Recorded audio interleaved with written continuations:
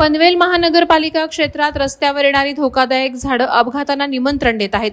दिनांक 5 जुलै रोजी सकाळी 11 वाजण्याच्या दरम्यान खांदा कॉलनी सेक्टर 13 येथे वृक्षाची भली मोठी फांदी एका चालत्या रिक्षावर पडली। त्यासोबतच 2 दुचाकींना देखील या फांदीमुळे बाधा झाली। या दुर्घटनेत रिक्षासह दुचाकीचं नुकसान झालंय।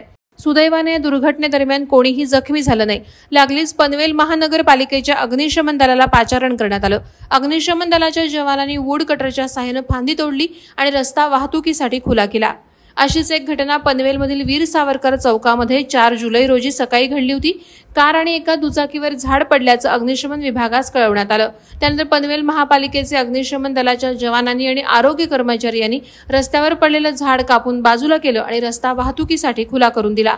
पावसाळ्यात आपत्कालीन परिस्थितीमध्ये अग्निशमन दलाला सतर्क राहण्याच्या सूचना दिल्यात। त्याप्रमाणे महापालिका कार्यक्षेत्रात कोठेही आपत्कालीन परिस्थिती निर्माण झाल्यास तात्काळ अग्निशमनचे पथक त्या ठिकाणी पोहोचून मदत कार्य करत आहे। मात्र पावसाळा सुरू असून देखील पनवेल महानगरपालिका क्षेत्रात भले मोठे वृक्ष रस्त्यावर उन्मळून पडण्याच्या घटना वारंवार घडत आहेत।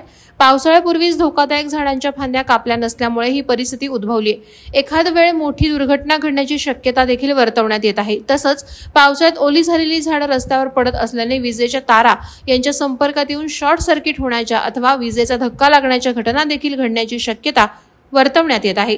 याबाबत प्रशासनानं ताबडतोब उपाययोजना करावी अशी आग्रही मागणी पनवेलमधील नागरिक करत आहेत। वादळवारा लाईव्हसाठी न्यूज ब्युरो पनवेल।